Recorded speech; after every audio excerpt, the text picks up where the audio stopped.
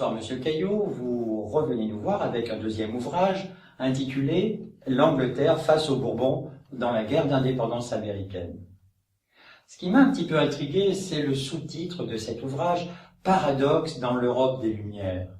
Paradoxe ? Paradoxe, eh oui, paradoxe.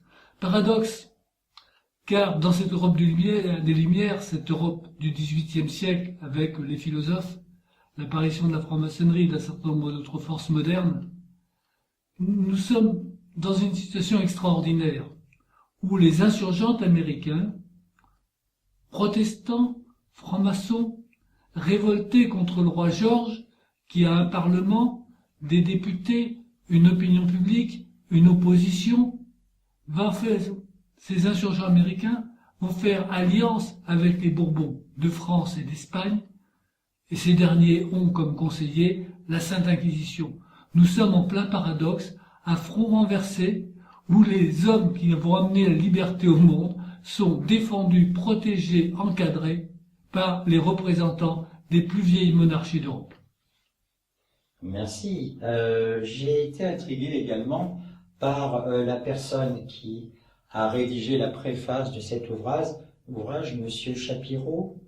Marc Shapiro était consul au moment où j'ai écrit cet ouvrage. Marc Shapiro était consul des États-Unis à Lyon. Marc était un homme qui parlait très bien français, qui avait une excellente culture à la fois diplomatique, politique et littéraire. Et nous avons énormément sympathisé, nous sommes devenus amis. Et Marc a accepté de me faire une préface où il replace les travaux que j'ai faits dans la politique de cantonnement qui est la caractéristique de ce qui va se dérouler pendant ce XVIIIe siècle, sous l'influence de Vergennes, qui va faire que la politique de paix va être un axe important pour conduire une guerre. Très bien. Je me posais la question, en tant que futur lecteur de cet ouvrage, quel est le personnage central de l'Angleterre face aux Bourbons ? Ah, le personnage central. Il y a plusieurs personnages centraux. Excusez-moi.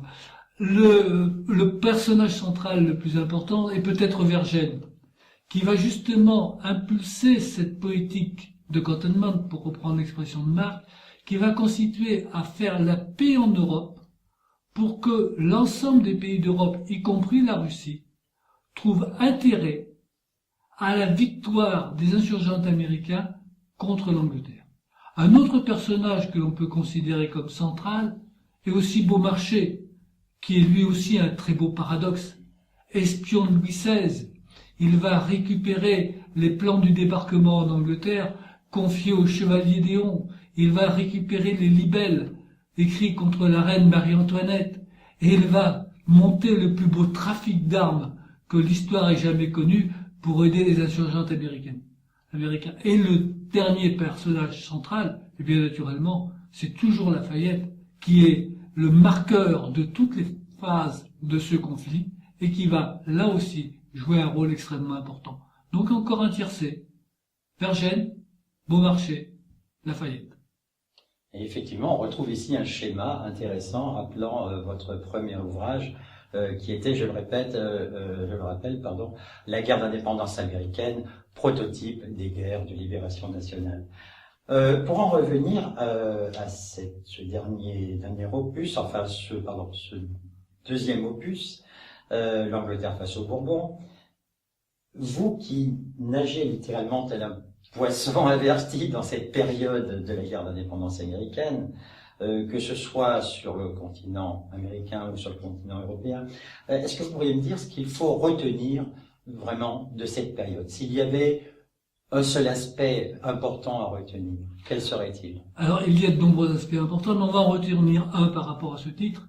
C'est que pour gagner une guerre, on peut aussi préparer de façon consciencieuse la paix sur toutes les autres périodes, sur tous les autres lieux de l'Europe, de manière à ce que le conflit que l'on pousse en avant, que l'on veut faire aboutir, puisse naturellement se terminer lui aussi par la paix.